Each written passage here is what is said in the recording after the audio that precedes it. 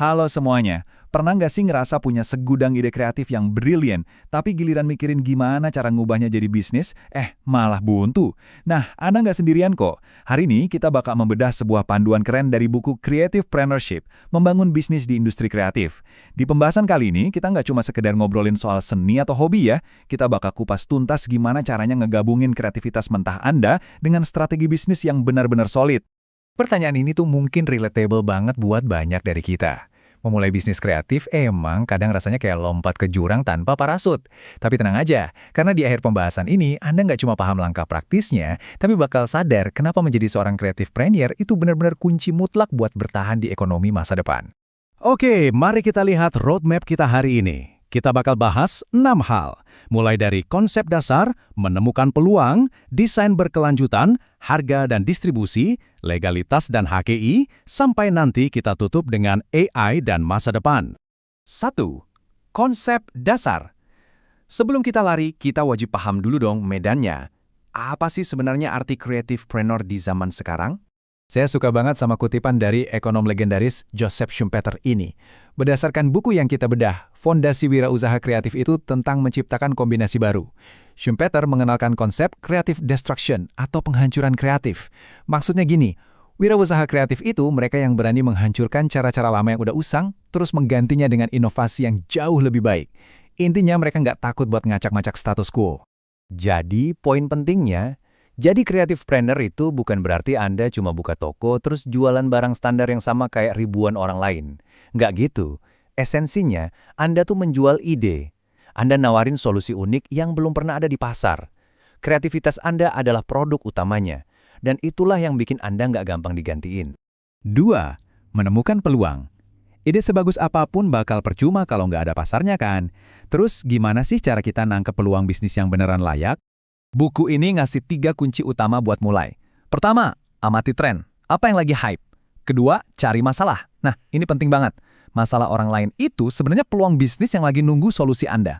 Coba deh kita lihat contoh nyata yang brilian banget. Gojek.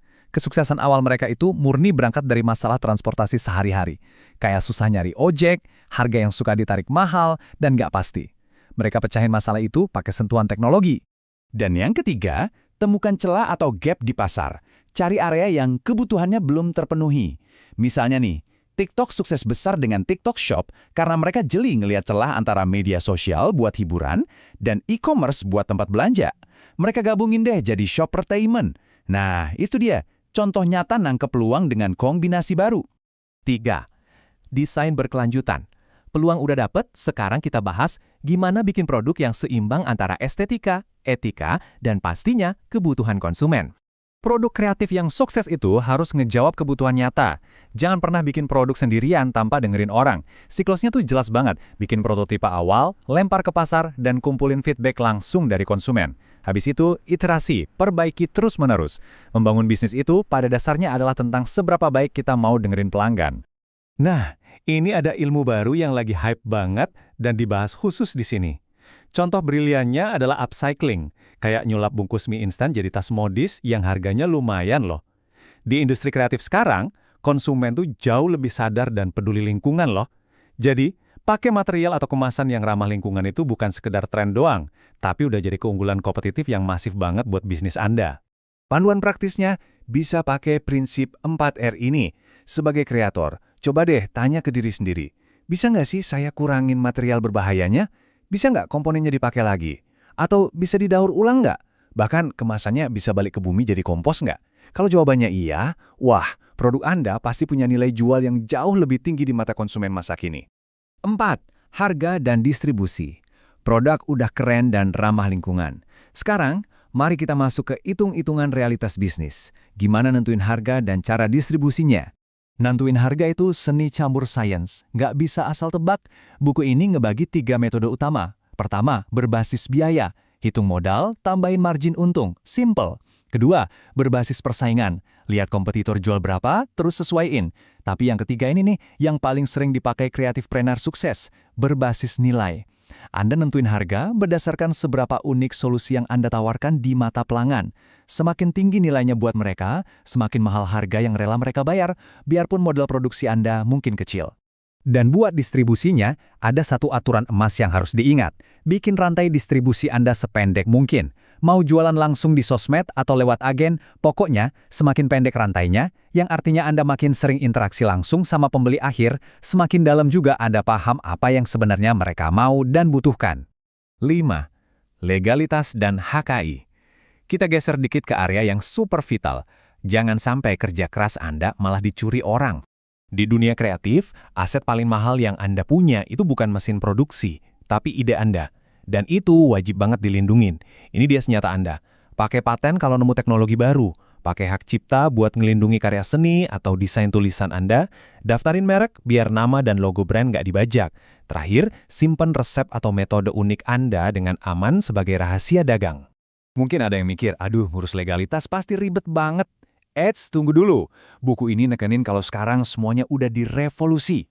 Lewat sistem OSS RBA, ngurus izin UMKM itu luar biasa cepat. Tinggal buka portalnya, dan di hari yang sama, Anda seringkali udah bisa dapat nomor induk berusaha. Setelah itu, baru lengkapi komitmen lainnya. Legalitas sekarang itu bukan hambatan, melainkan batu loncatan yang ngasih kita rasa aman. 6. AI dan masa depan. Kita sampai di bagian terakhir roadmap kita, dan ini seru banget. Ngomongin bisnis masa depan pastinya nggak lepas dari AI alias kecerdasan buatan. Banyak kreator yang takut AI bakal ngerebut kerjaan mereka. Tapi, yuk kita ubah cara pandangnya. Buku ini memosisikan AI bukan sebagai musuh, tapi sebagai kopilot kita. Anda bisa pakai AI buat brainstorming jutaan ide dalam hitungan detik, ngelakuin riset pasar yang tadinya butuh waktu berminggu-minggu, atau bahkan ngebantu bikin sketsa teknis dari desain Anda. Dengan AI, Anda justru bisa kerja jauh lebih cepat dan pastinya lebih cerdas. Nah, sambil kita nyerap semua info tadi, saya mau ngajak Anda mikir sejenak. Coba tanyain pertanyaan retoris ini ke diri sendiri. Apakah produk yang lagi Anda kerjain sekarang, ini udah benar-benar ngejawab masalah nyata orang lain? Atau itu cuma hobi yang dipaksa buat dijual? Ngejawab jujur pertanyaan ini adalah garis pemisah yang tegas antara sekedar jadi seniman sama beneran jadi seorang creativepreneur. Dan ini ngebawa kita ke inti dari keseluruhan bukunya. Sukses jadi wirausaha di industri kreatif itu kayak lagi jaga keseimbangan di atas tali. Anda butuh banget ide-ide liar dan out of the box buat narik perhatian. Tapi, ide seliar apapun kalau nggak dieksekusi dengan disiplin, kayak tanpa riset pasar, struktur harga yang jelas, dan perlindungan legalitas, ujung-ujungnya cuma jadi angan-angan doang. Jadi kita udah sampai di penghujung pembahasan. Pertanyaan terpentingnya sekarang adalah, apa langkah pertama yang bakal Anda ambil hari ini buat ngubah percikan kreatif itu jadi realitas bisnis? Bakal mulai ngamatin tren pasar, bikin kemasan yang lebih ramah lingkungan, atau mungkin mau langsung daftarin merek dagang Anda? Mulailah sekarang juga. Inovasikan ide Anda dan lindungi karya Anda. Saya saranin banget buat baca sumber aslinya, buku Creativepreneurship untuk panduan yang jauh lebih lengkap. Makasih udah ngobrol dan belajar bareng di sesi bedah buku kali ini. Sampai jumpa di perjalanan kreatif Anda selanjutnya.